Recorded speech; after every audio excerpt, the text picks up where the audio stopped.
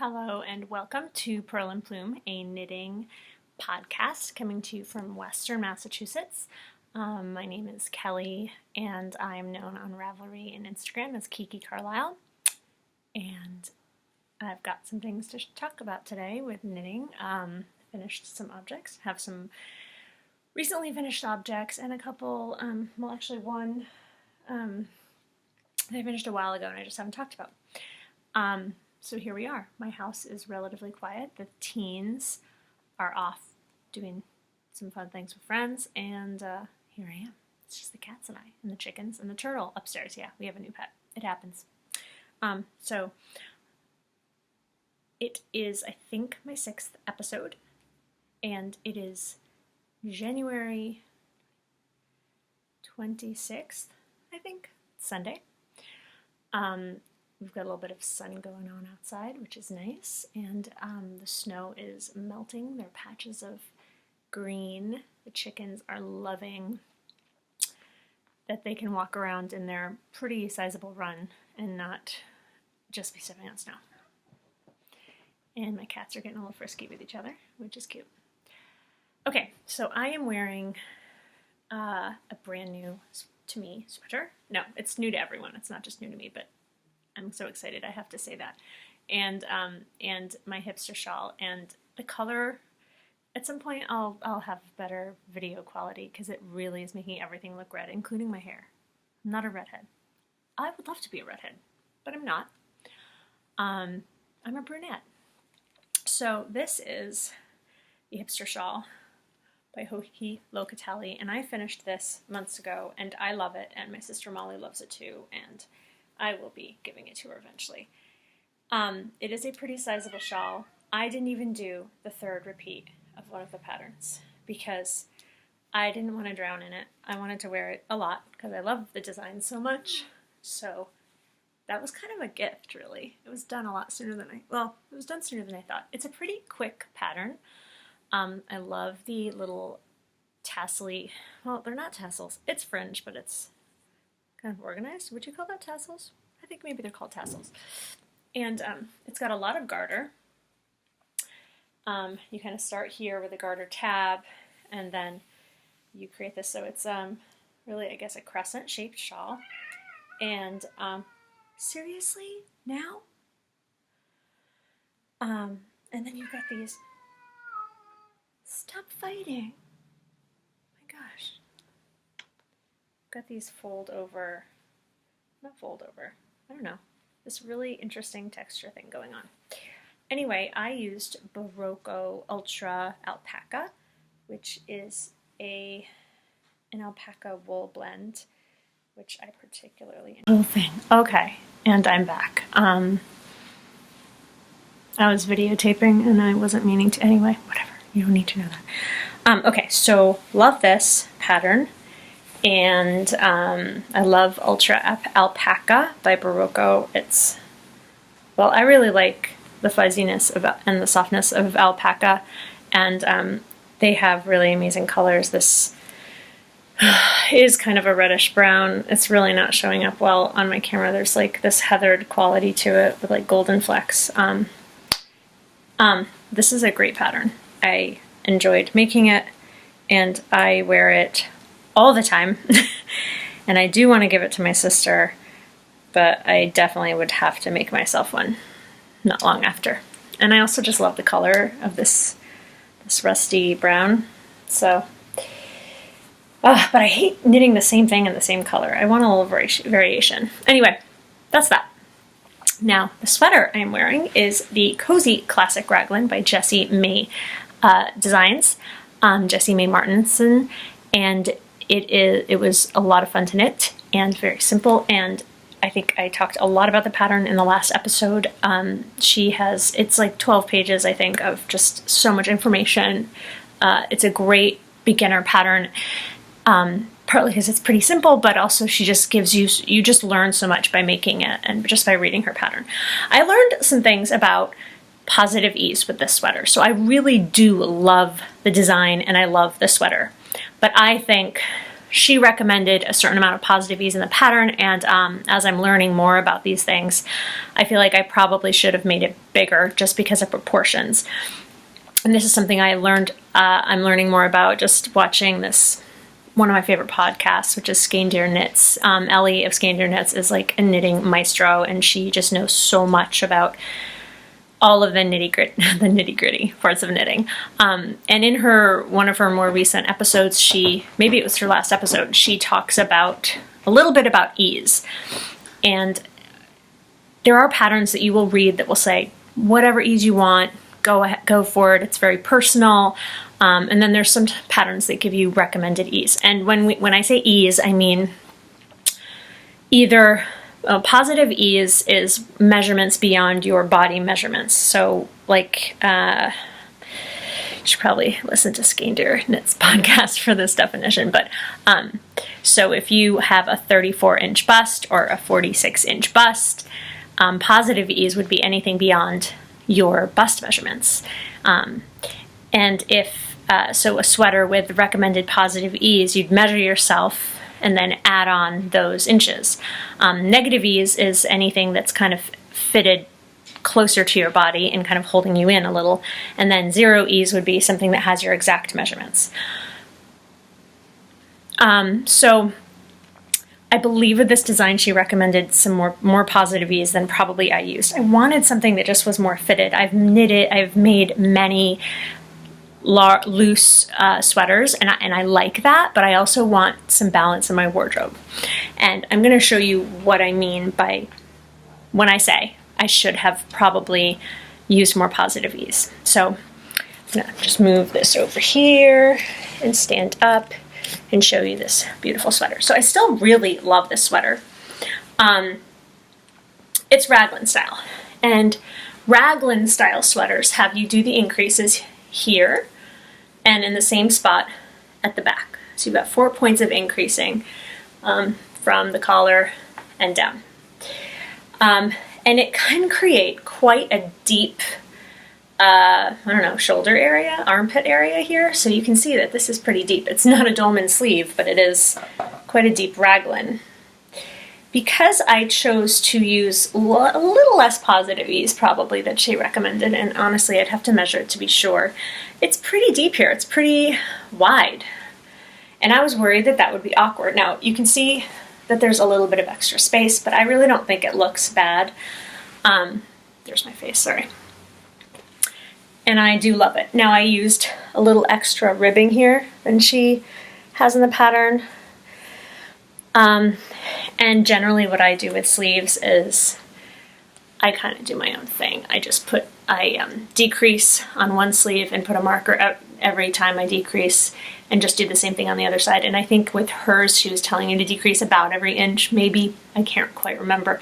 And that's pretty much what I did. But I have to say,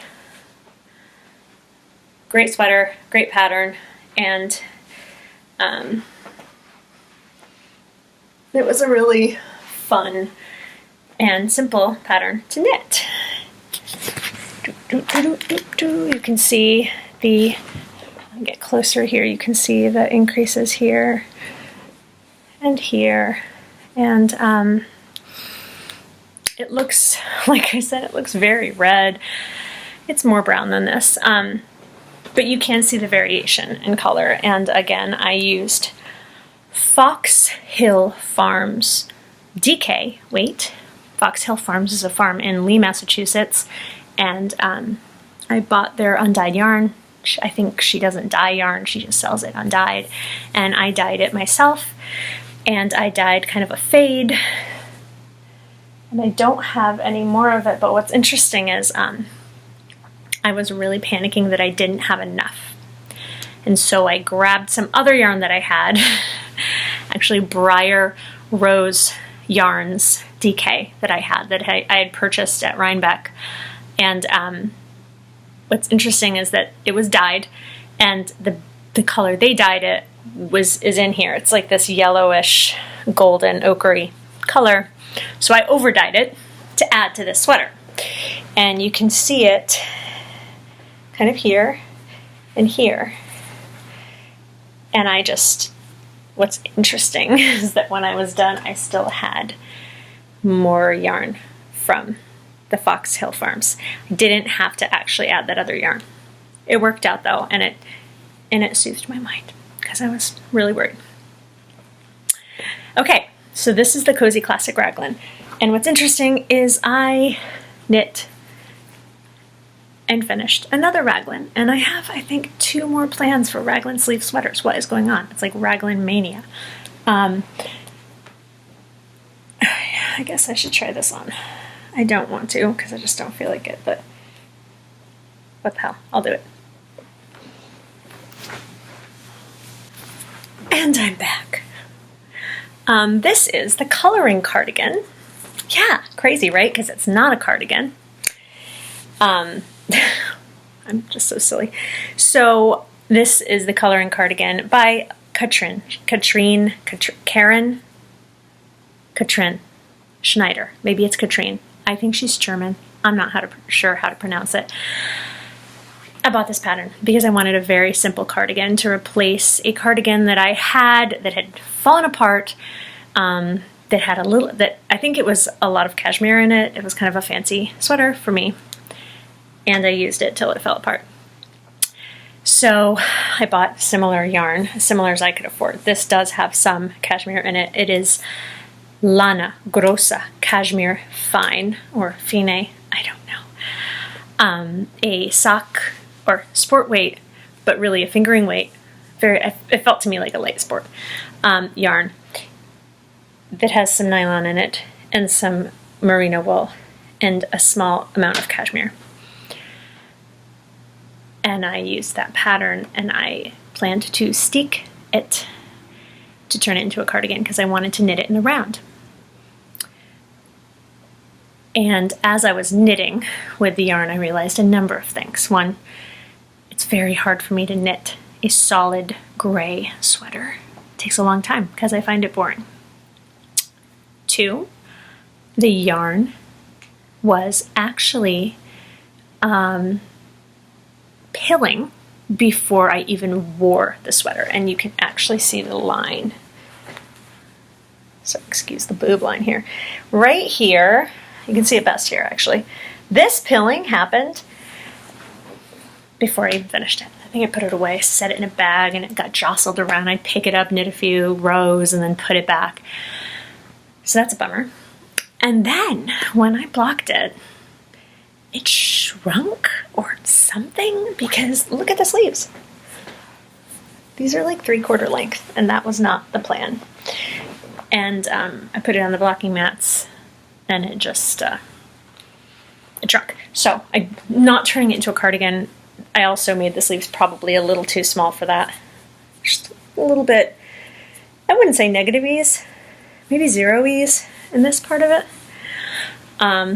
This is a little, it's not a hole, it's just where my stitch got, I don't really know what I did there. I have to fix that too. So what I have is a charcoal gray wool kind of knit top that's pretty cute, and I'll use it, but I don't have the cardigan I wanted, and that's a bummer, but learning these things, that's fine. Okay, so that was the coloring cardigan, the hipster shawl, the cozy classic raglan. Those are all the whips that I have. No, I'm sorry, those are all the FOs that I have. And now I'm going to talk about my works in progress. Just checking my notes to see that I have done all of that. Okay. I've been working on the Bright Feather by Jennifer STEINGASS of Knit Lovewell, who is a Portland, Maine fiber artist who is famous for her beautiful yoke sweaters, which are really my, I don't know, kind of think my favorite thing to knit. I love color work. I love the yoke fit, even though I'm on a bit of a raglan kick right now. I am knitting this sweater out of yarn. I got it Webb's on sale for an excellent price. I've talked about it before. It is Finn Universal Yarns, or Universal Yarn Finn in the rose quartz color, and this gray color that I can't remember what it's called. And then I'm holding the gray fin with a strand of mohair. And maybe I have the label in here for you. Ooh, stitch markers are flying. And maybe I don't. But it is a similar color. It's just a little lighter than the charcoal gray. If you really want to know something, you can just message me and I will do some sleuthing and figure this out. And the reason I'm doing this is, one, I love mohair. I love the halo, but I also didn't want the contrast between the pink and the gray to be too sharp. I wanted to kind of soften it a tiny bit, and the mohair softens the gray just a touch. But then what it does also is it kind of softens the line because it just peeks around the stranded knitting. And so, I don't know, I just think it softens the color work just a tiny bit, makes it a little less harsh. I like pink and gray together, but I don't want to be, I wanted it to be soft. And so here we are. This is really a pretty, you can see I've got my short rows in the back. It's a nice rolled neck. I've talked about the sweater before. I don't want to spend too much time on it. I'm knitting a few rows every couple days. It's not something I can work on in the car because I do have to look down and I will get car sick. And I don't have a whole lot of, I don't know. I don't never have enough time to knit.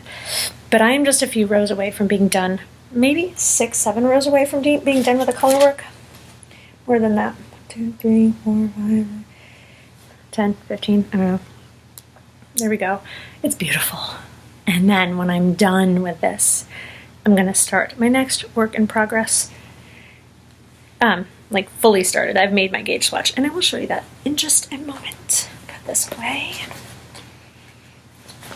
This is living in my Kim Carlino art bag. So my next, yeah, I'll show you that next. My next work in progress is the Felix cardigan. My friend Kim and my friend Kim is knitting it very slowly because she's not a maniac like I am.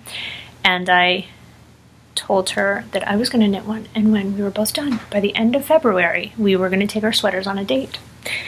She's making hers in BEROCCO, like a heavy worsted or Aran weight BEROCCO that's beautiful. It's like a deep teal. And I am knitting mine in Blue Sky Fibers Extra, I believe this is called. Yeah, I know, I love this color, but this is not as red as it looks. It's actually more of a mulled, like a deep mauve color. I was going to say mulled wine, but like softer than that. And I was holding it with a strand of this mohair, which seems kind of like a crazy idea, and I'm not sure how much I'd like it or love it. I just can't tell. So this is what it looks like held together. But it doesn't look like this because my video is making it look more red. It's a softer, it's less of a contrast even. So I want the mohair in it. And I wish there was a mohair that looked more, that was this color at my Webb's store, because I'm using Southampton here. I could go back and do a little more digging, but I couldn't find one. And I thought this would be just a nice, it really isn't as contrasty as it shows in the swatch. Anyway, I did my swatch. I always have to go down 1 or 2 needle sizes, and in fact, I do have to, I met gauge with the size 8 instead of a 10, which always feels kind of like a bummer to me. That I have to go down a needle size. Ugh, but whatever. So I want to start that when I get my bright feather, when I separate for sleeves on my bright feather. And that is my plan. Felix cardigan by Amy Christophers, I believe. It is a Raglan style, kind of boxy, Aran worsted weight sweater with a beautiful eyelet detail here. And it's very popular now, and I just want something kind of chunky and fast. I like to have kind of fine weight sweaters on the needles while I'm also working with something heavier on the needles to kind of like balance out. So there we go. Excited about that. What else? Oh, I've been working on this for a while, and I might as well show it to you, even though it might be a mess to try and show. It's a scarf and slash shawl, and it's a mess. I'm using scraps. It's and I'm going to be using some scraps from my Cozy Classic Raglan hand-dyed yarn in it. Got some of these babies going. And it is just a stripy, fun shawl with some of my hand-dyed yarn. I started with maybe 3 stitches down here, no pattern, just 3 stitches, and at the end of each row I am adding a, doing a yarn over on each side to add, so it's a triangular shape shawl. Of course I'm in the middle of a row, have to not finish. And stripes, mostly stockinette here, so I'm doing one side in knit and one side in purl. And then here I've got some vertical stripe details and a garter row, and more stockinette, and then more garter, and then more stockinette. And you know, I'm just really just having some fun. It's just going to be something warm to kind of throw on and use up some scraps. But I'm trying to use a lot of browns with just pops of purple, and I think the green is gone, so it's going to be a little bit more purple coming. This is just kind of fun. It is living in my knitting bag that my mom made me out of some cute fabric. Another work in progress. I have been desperate to get into knitting socks. I love socks. I love wool socks. And I knit a sock about a year ago and didn't love it. It wasn't fitted enough. I used beautiful yarn for it, thinking this would help me get excited about it. I used some Purl Soho Posy. I ended up frogging it. It was just not fitting right. And then I let it go. And about a few months later, I started another sock. And it, again, didn't quite look right. I think it was worsted weight. So I did some research, and you know, there are lots of different ways that people make socks, and I'm not going to make a dent in it in this conversation with you, but basically people use double pointed needles, people use magic loop, and some people use a 9-inch circular needle with very short tips. And this is what I'm going to try to knit my socks with, because it just makes sense to me. Double pointeds can be awkward. I am not a magic loop maestro yet.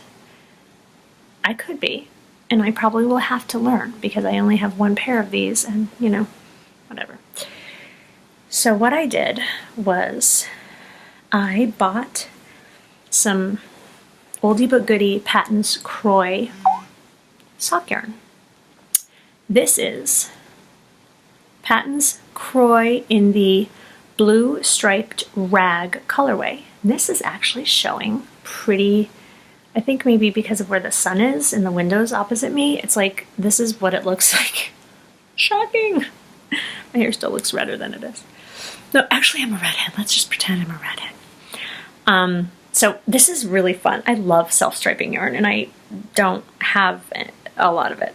I've had 2 skeins in my lifetime, so here we go. Here's one of them, and this is what it looks like when you start knitting it. Basically, I do have some sock patterns in my library. I glanced at a few of them. I have a size 1 needle.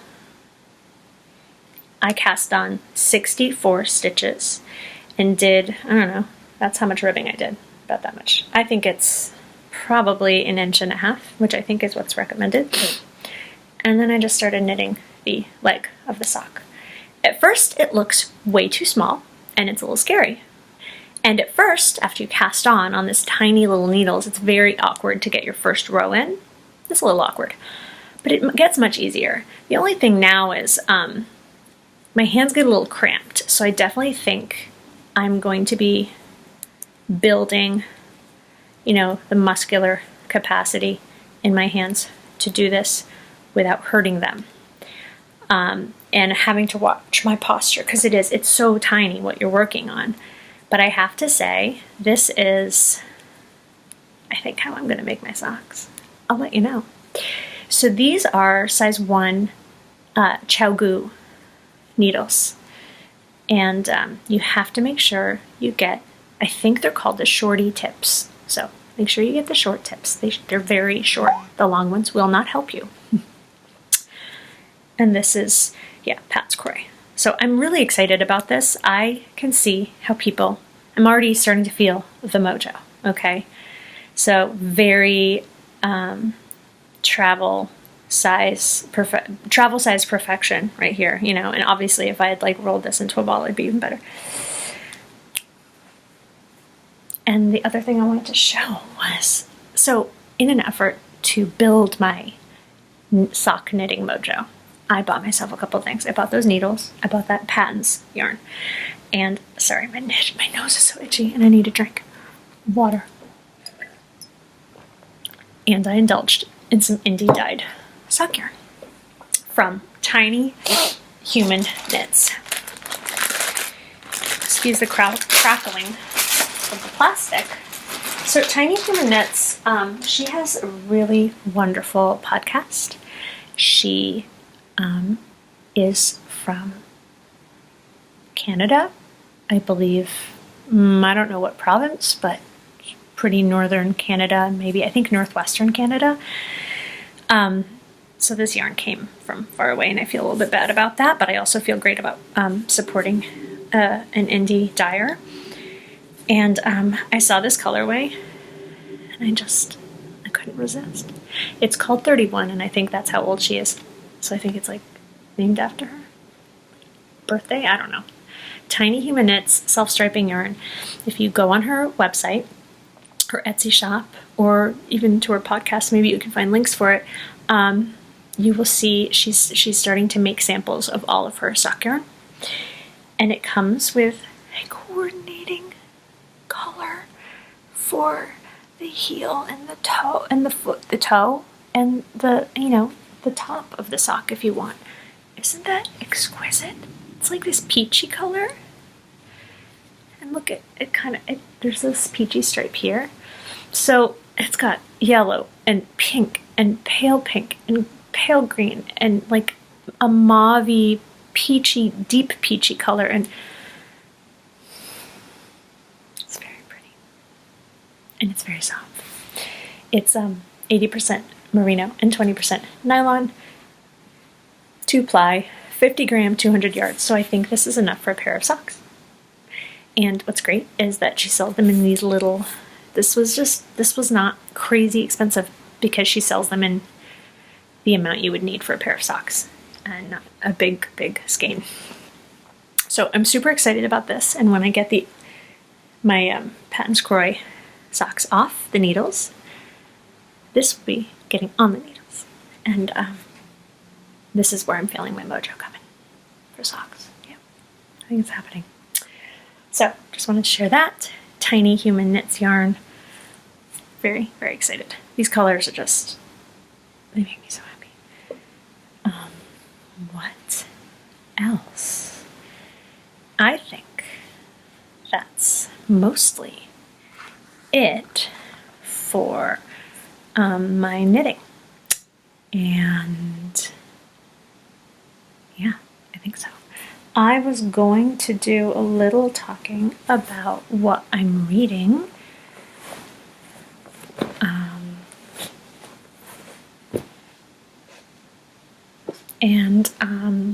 One of these books I just started for school, so if you don't want to listen to any other blabber about my life, you can just say sayonara now, and I will see you next time. And hopefully I'll have some socks for you. But I did want to start talking a little bit at the very end of the podcast about my work as an educator, my life as a mom, and maybe also the chickens occasionally. So I'm reading 2 books. I'm going to keep it short. I'm excited. I'm just starting them. This one is for school. A bunch of the teachers at my school are reading this. White Fragility, Why It's So Hard for White People to Talk About Racism by Robin DiAngelo. I have just read the first 2 chapters, and it's just providing kind of like a framework for thinking about it, and I can so relate to so many things that she is saying, and I just, I am invested in societal change, and I am wanting as a teacher to do the best job I can for all my kids. all my students and just to be a better human. And these are things that we need to think about. And I know I'm not giving a lot away, but I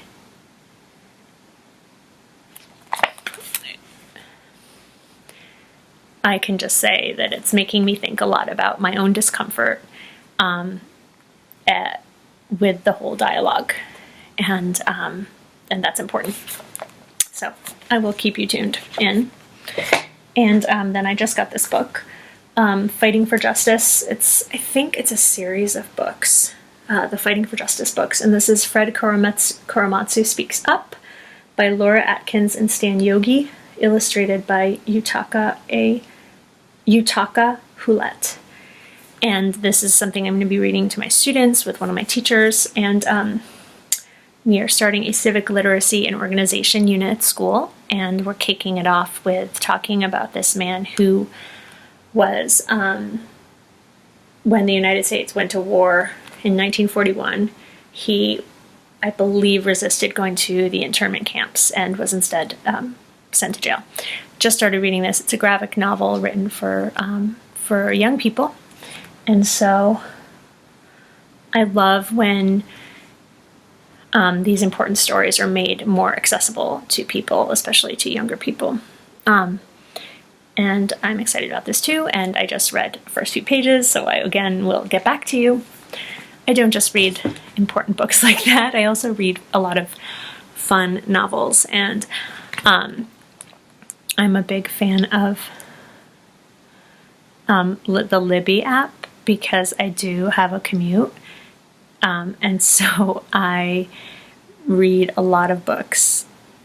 I listen to a lot of books, and I'm really into like crime and thriller kinds of books, and I just finished The Turn of the Key by Ruth Ware, which was so much fun.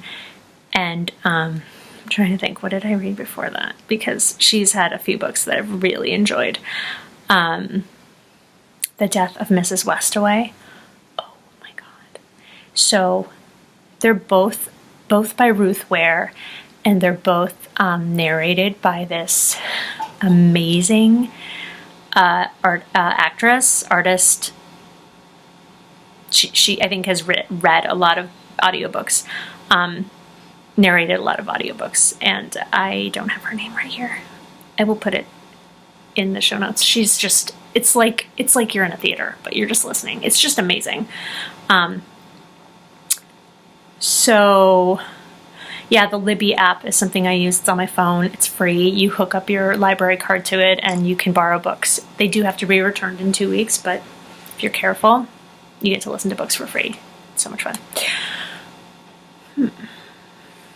I think that's it. Maybe we will have a quick visit with the chicken and I'll tack that on. We'll see. Anyway, thank you for listening and happy knitting.